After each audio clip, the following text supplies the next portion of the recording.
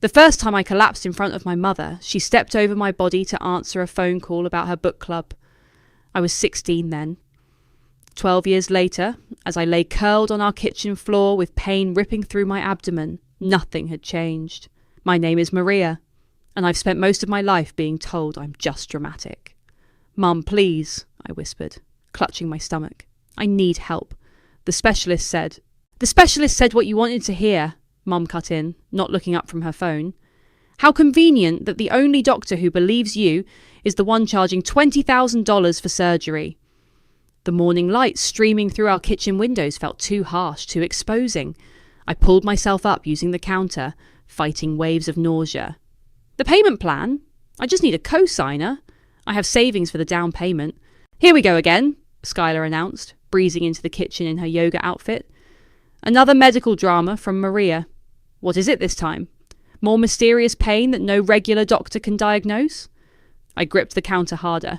"It's endometriosis. They found nothing," Skylar snapped, pouring her green smoothie. "Just like always. You know what I think? I think you're jealous that I'm getting married next spring, and this is your way of making everything about you." Again, Mum nodded sagely, as if Skylar had unveiled some profound truth. "Honey, we've been through this since you were a teenager. Every time something good happens to someone else, you end up in the ER. That's not..." The pain surged again, and I doubled over. "I have medical records, test results," "which mysteriously never show anything concrete," Skylar interjected. "Just like when you claimed you had chronic fatigue during my college graduation. Or when you couldn't attend Mum's retirement party because of your migraine." "I brought the paperwork," I gasped, fumbling with my bag. "The loan documents. Everything's ready. I just need..." Mum finally looked up, her face a mask of practiced concern. "Maria, sweetie, do you know what co-signing would mean? We'd be responsible if you defaulted. And let's be honest, you can barely hold down a job with all your episodes." "I haven't missed a day of work in 8 months, I protested. "I've saved $12,000. I just need help with..." "Enough!" Skylar slammed her glass down. "You want Mum to risk her retirement fund on your vanity surgery? Because you're too weak to handle normal female problems that the rest of us deal with just fine?" The room spun. Not from pain this time, but from the realization that was finally, irreversibly settling in. They were never going to believe me, never going to help me. "I'm your daughter," I whispered to Mom. "Your baby sister," I turned to Skylar. "How can you..." "Oh, stop with the guilt trips," Skylar rolled her eyes. "You're 28, Maria. Isn't it time you grew up and stopped playing victim?" Mom stood up, gathering her things. "I have bridge club in 30 minutes. Maria, we love you, but this attention-seeking behaviour needs to stop. Have you considered therapy? I can recommend someone who specialises in personality disorders." I stared at them both. These women who shared my blood, who had watched me suffer for years and decided I was lying. Something cold and hard crystallised in my chest. "You're right," I said quietly, straightening up despite the pain. "I need to grow up, to stop expecting help from people who don't want to give it." "Now you're being dramatic again," Skylar sighed. "Just go home, take some Advil, and get over yourself." I walked out of that kitchen on legs that barely held me. Made it to my car before the tears started. As I fumbled with my keys, another wave of pain hit, the worst one yet. I slid down against my car door, ending up on the concrete of our driveway. Through the kitchen window, I could see them continuing their mourning, as if I'd never been there. Mum was laughing at something on her phone. Skylar was taking a selfie with her smoothie. "I won't forget this," I whispered to myself, to them, to whatever force in the universe was witnessing this moment. "I won't forget, and someday neither will you."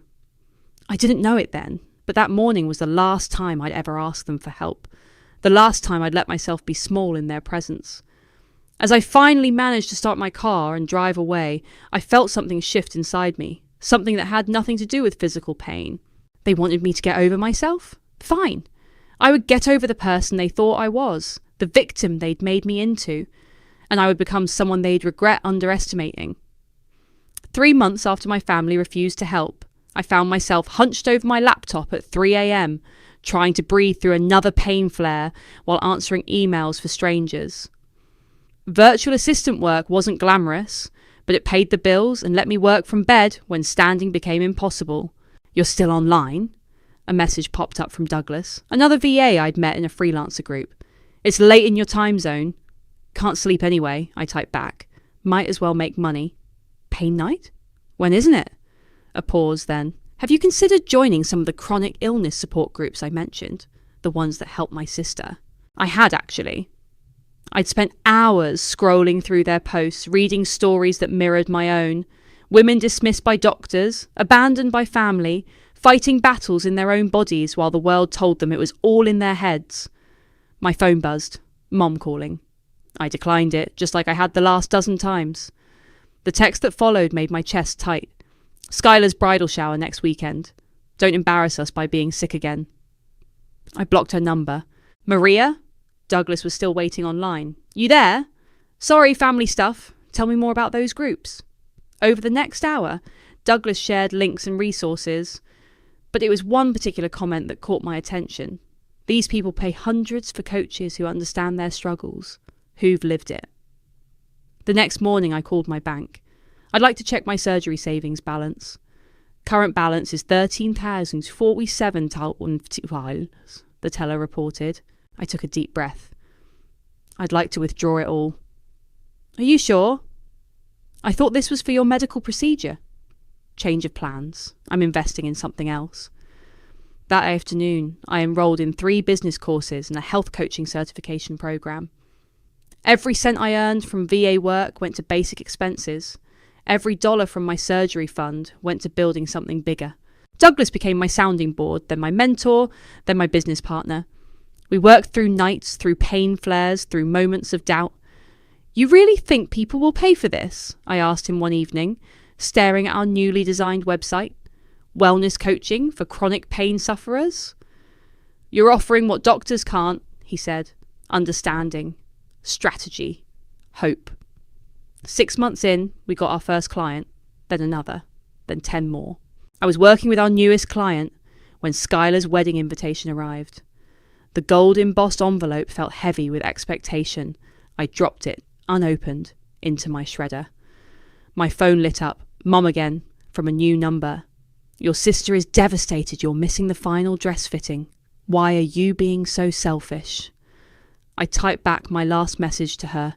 "I'm not being selfish. I'm being absent. There's a difference." Then I blocked that number too. A year into building the business, during a particularly bad pain day, I found myself back in the ER. The same one where they'd first discovered my endometriosis, where my family had refused to believe the diagnosis. "Ms. Maria?" The nurse looked concerned. "Your emergency contact information is blank. Would you like to update it?" I thought about Mom, about Skylar, about all the times they'd left me alone in rooms like this. "No," I said. "Leave it blank." That night, I posted in one of our client groups. Sometimes healing means accepting that the people who should help you won't, and building a life around that truth. The responses flooded in. Hundreds of people sharing similar stories, similar pain, similar revelations. Our client list doubled that week. 2 years after that morning in my mother's kitchen, I sat in my own apartment, reviewing our company's quarterly earnings. The numbers blurred through my tears, not from pain this time, but from a different kind of ache. Douglas called to celebrate. "We did it, Maria. The business is officially self-sustaining. You know what this means?" I did. It meant I'd built something real out of my family's disbelief, something that helped others while helping myself. "You never did get that surgery," he said quietly. "No," I agreed, touching my abdomen where the pain still lived. "But I got something else instead, something they can't take away." That night, I dreamed of that morning in the kitchen, of lying on the floor while they stepped over me. But this time, in my dream, I stood up immediately, walked out without begging, started building sooner. When I woke, my phone showed a notification, a post from Skylar's perfect Instagram life, complaining about some minor inconvenience. I unfollowed her account and opened my laptop. There were people who needed real help, real understanding, and I had work to do. Success feels different when you build it from scratch. By my 31st birthday, our wellness coaching platform had grown beyond anything I'd imagined. We'd hired 5 more coaches, all chronic illness survivors themselves, and our waiting list stretched months long. "You should see this! Douglas said during our morning video call, sharing his screen. It showed Skylar's latest Instagram post, a perfectly filtered photo of her cutting a ribbon at some charity event. The caption read, "Missing my sister today. Family is everything." I snorted. Funny how family becomes everything when you need social media engagement. She's been tagging you in posts like this for weeks, Douglas noted. Want me to have legal send another cease and desist? Don't bother. She'll just play victim again. I switched tabs to our client dashboard. How's the new program launch looking? The numbers were good. Really good. Our Invisible Illness Survival Guide had sold out in pre-orders. Each sale felt like a tiny victory, not just for me, but for everyone who'd ever been told their pain wasn't real. My phone buzzed with a text from Quinn, my younger cousin. Heads up, Mum said Aunt Karen was asking for your new address again. Thanks for the warning, I replied. Still not interested? Can't blame you, Quinn wrote back. BTW, saw your TED talk. Made me cry. Good crying, though. That talk had been terrifying to give. Standing on stage, telling hundreds of strangers how betrayal by family had led to building a community for others like me. The video went viral in chronic illness circles, which probably explained my mother's renewed interest in my whereabouts. Later that afternoon, I sat in my home office, interviewing a potential new coach. She had fibromyalgia and a story that echoed mine. My husband left when the medical bills got too high, she explained. Said he couldn't handle my negativity anymore. Their loss becomes our strength, I told her. You're hired. After the call, I opened my email to find a message from my old doctor's office. They were using our platform as a recommended resource for chronic pain patients. The same office where Mom and Skylar had once convinced the staff I was faking symptoms for attention. Look what just landed in my inbox, I messaged Douglas, forwarding the email. Karma's got a sense of humour, he replied. Speaking of which, have you seen Skylar's GoFundMe? I hadn't. A quick search showed she was trying to raise money for some wellness retreat. The irony wasn't lost on me. My intercom buzzed, the front desk of my building. Ms. Maria, there's a Karen here insisting she's your mother. My hands shook slightly as I pressed the button. Tell her I'm not available. And please update my no-entry list. Of course. Should I call security? Only if she makes a scene. I watched through my window as Mom left the building, her shoulders slumped in practiced dejection. She'd probably tell everyone how her cruel daughter had turned her away. She'd conveniently forget the times she'd turned me away when I was actually dying. My phone lit up with a notification, a review on our app. This program saved my life when my own family wouldn't believe I was sick. Thank you, Maria, for building this community. I screenshot it and sent it to Douglas.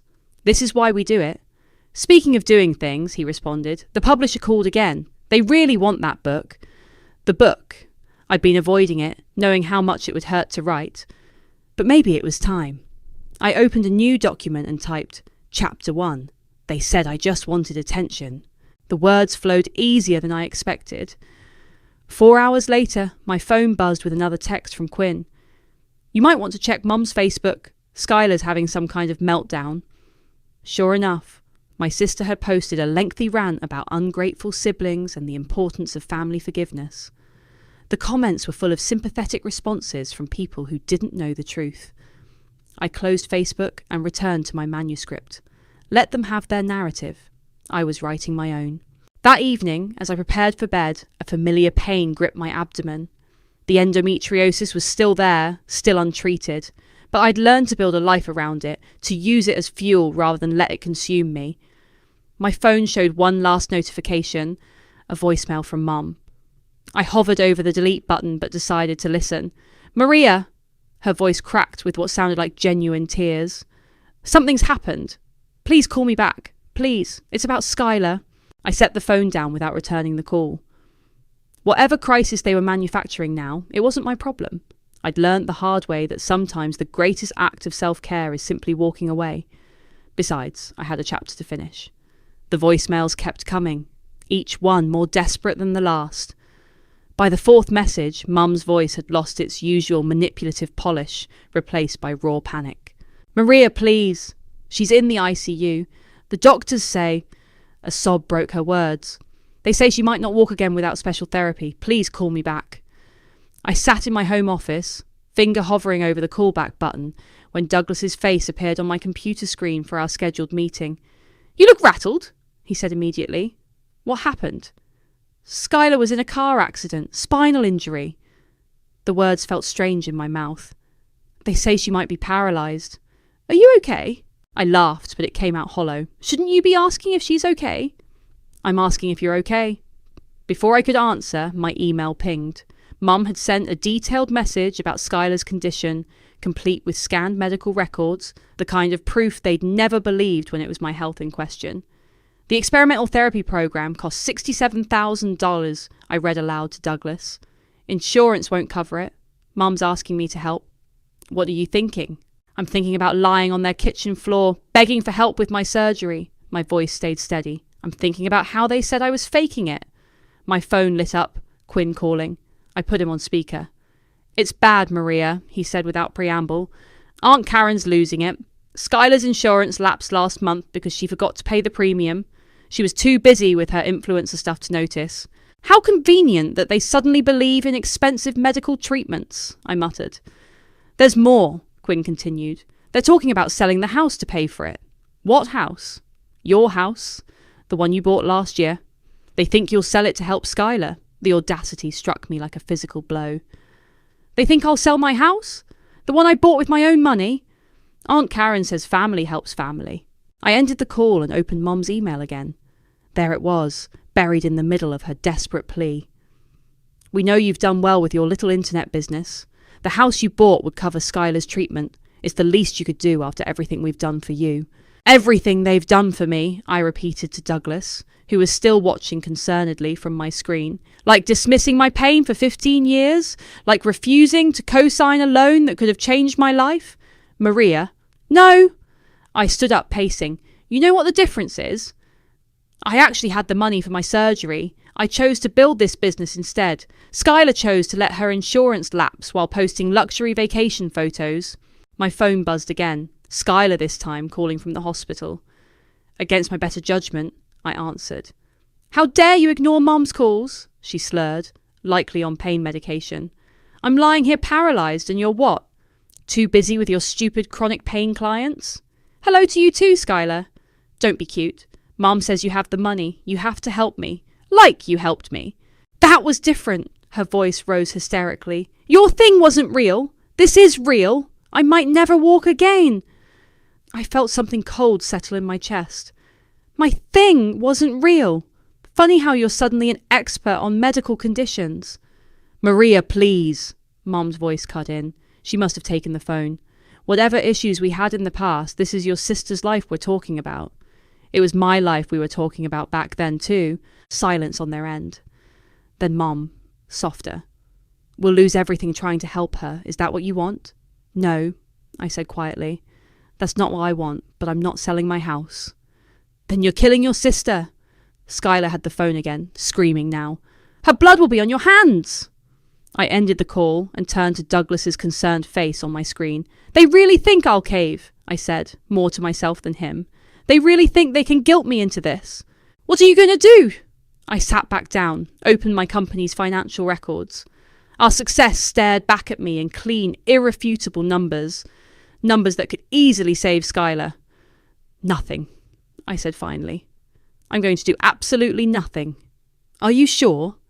I thought about all the nights I'd suffered alone, all the times they'd dismissed me, all the years of gaslighting and doubt. "Yes," I said. "Let them learn what it feels like to beg for help and be denied. Let them understand exactly what they did to me." As if on cue, another email from Mum arrived. "We're family. You have to help." I clicked delete without reading further. They were about to learn a harsh lesson about karma, and I would be their teacher. The Zoom call request came at exactly 9 a.m.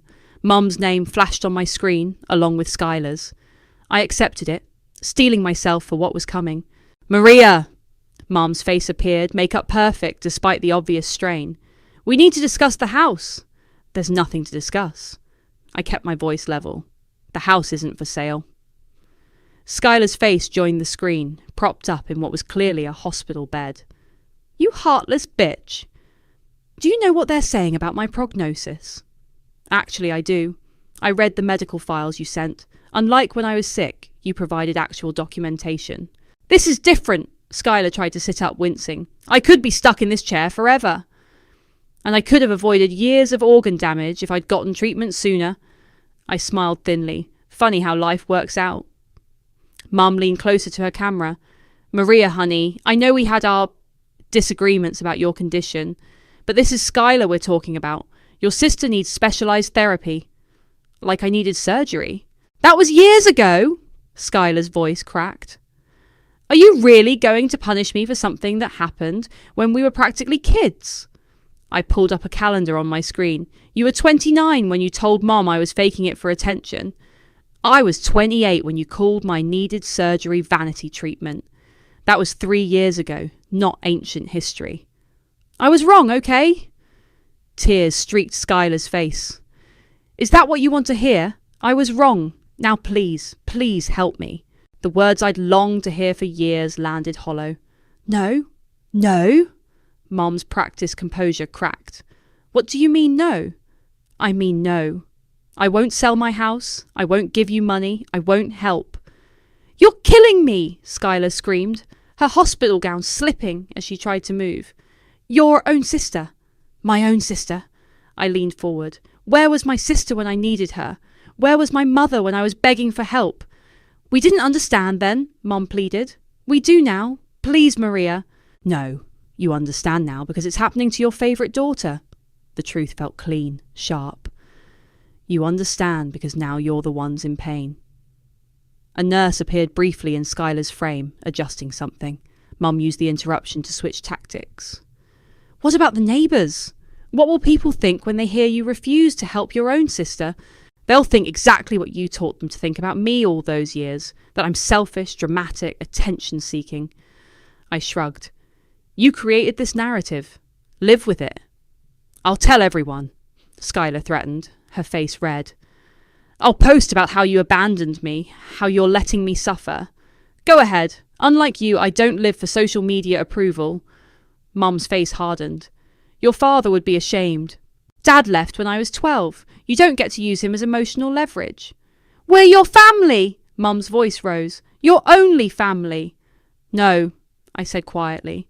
You're just people I'm related to. There's a difference. Skylar started sobbing, loud, theatrical wails that used to make me cave. I'm going to be trapped in this chair, and it's your fault. Like my chronic pain was my fault. I kept my voice steady. Like my emergency room visits were my fault. Like my need for surgery was my fault. That's not fair, I finished. You're right. It's not fair. Just like it wasn't fair when you convinced Mom I was lying, when you made me believe I was crazy, when you left me alone with my pain because it was inconvenient for you. A notification popped up on my screen. Another email from Mom's lawyer about the house. I deleted it without reading. The house is not for sale, I repeated.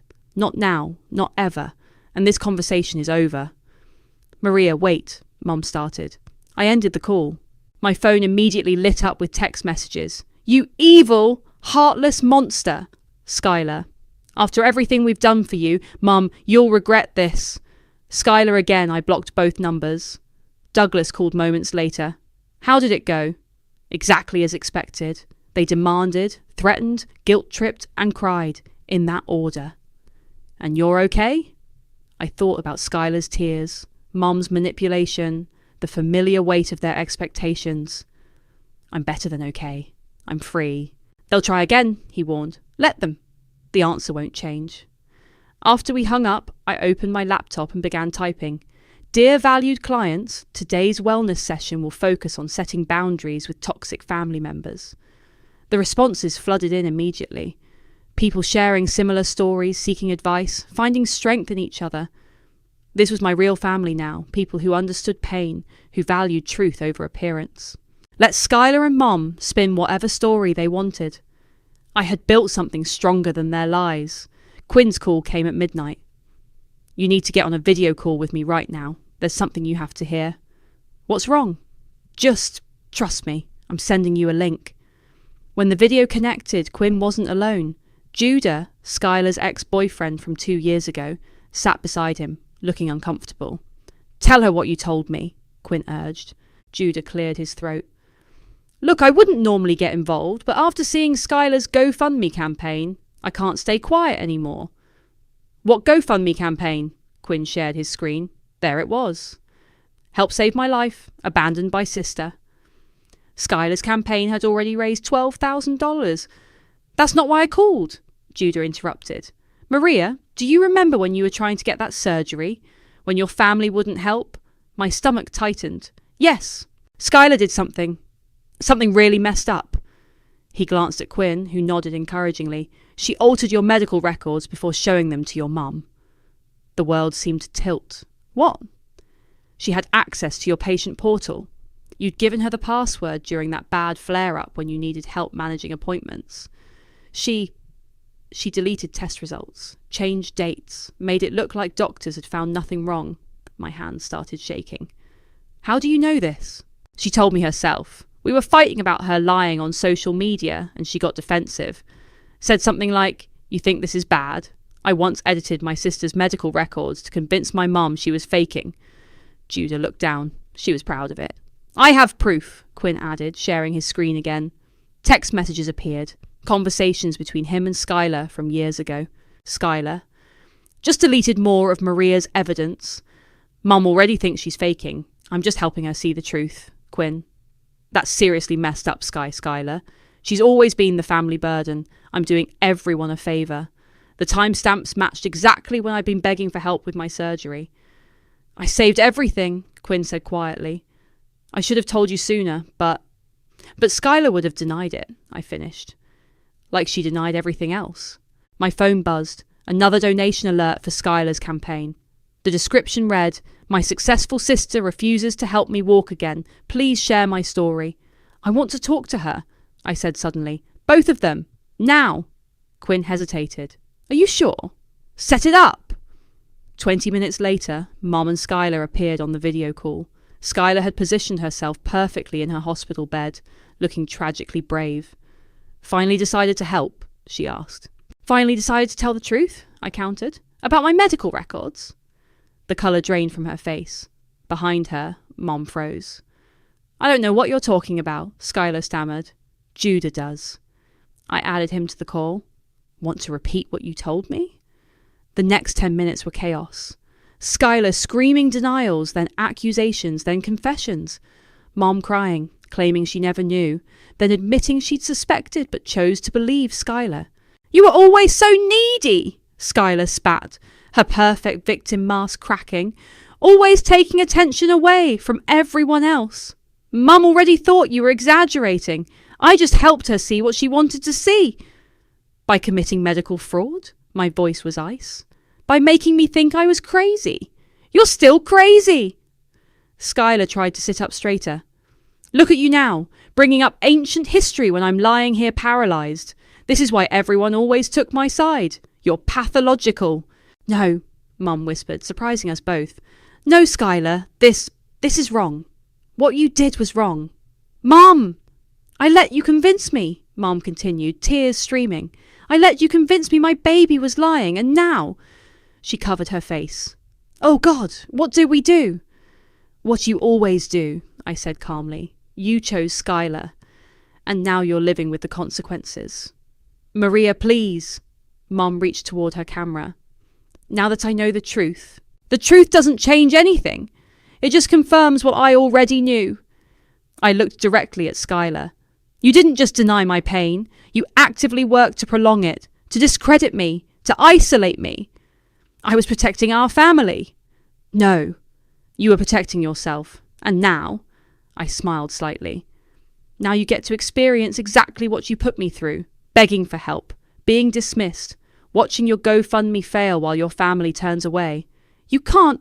I can. I will. And unlike what you did to me, I leaned closer to my camera. This isn't fraud. This is justice. I ended the call on Skylar's scream of rage and Mom's renewed sobs. My phone immediately lit up with messages, but I ignored them all. The truth was finally out, and it felt like freedom. Skylar's GoFundMe campaign went viral, but not in the way she intended. Someone, I suspect Quinn, leaked screenshots of our video call to social media. Within hours, Justice for Maria was trending. Your story is everywhere, Douglas said during our emergency meeting. Media outlets are requesting interviews. Our client wait list has tripled. I stared at my screen, watching the fallout unfold. Skylar's carefully crafted victim narrative was unravelling comment by comment. She edited medical records to gaslight her own sister? This is literally criminal. No wonder Maria won't help her now. My phone rang, a number I didn't recognise. Is this Maria? This is Sarah from Good Morning America. We'd love to have you on to discuss. I hung up. Then another call, and another. You need to make a statement, Douglas advised. Control the narrative before they control it for you. He was right. I opened my laptop and began typing. What revenge really costs, an open letter. 3 years ago, I had 1347 pounds saved for a surgery I desperately needed. When my family refused to help, I made a choice. Instead of treating my condition, I used that money to build a company that helps others like me, people whose pain has been dismissed, whose struggles have been minimised, whose families have failed them. Today, that same family demands I sell my home to fund experimental therapy for my sister. They call me cruel for refusing. They don't mention how they dismissed my illness for years. They certainly don't mention how my sister deliberately altered my medical records to convince our mother I was faking. You want to know where the money went? It went into building something bigger than my pain. Something that helps thousands of people now. Something my family can't touch, can't dismiss, can't edit away. I didn't get my surgery. I still live with chronic pain. But I built an empire from the ashes of what my family destroyed. And no, I won't burn it down to save the people who lit the first match. I hit publish and waited. The response was immediate. My post spread faster than Skylar's GoFundMe ever had. Chronic illness communities rallied. Former clients shared their stories. Chronic pain is real started trending alongside my name. Then came Skylar's response, a tearful video from her hospital bed. My sister is using my tragedy to promote her business. She's twisting everything to make herself the victim. I made mistakes, but the comments shut her down. You committed medical fraud. You gaslit your sister for years. Karma is real. Mum tried damage control, giving an interview to a local news station. We were misled about Maria's condition. We want to make amends. I posted a single response. Amends are for people who make mistakes. You made choices. Live with them. Douglas called again. The publisher wants to move up the book release. They're offering double the advance. Tell them yes. And the speaking tour. Book it. My phone buzzed with a text from Quinn. Skylar's GoFundMe is tanking. People are requesting refunds. I opened the campaign page. The comments section had become a battlefield. Requesting refund can't support someone who edited medical records. Donating to Maria's Chronic Pain Foundation instead. Karma comes for everyone eventually. Then came the email from Mum's lawyer, no longer demanding the house, but begging for a meeting to discuss terms. I deleted it.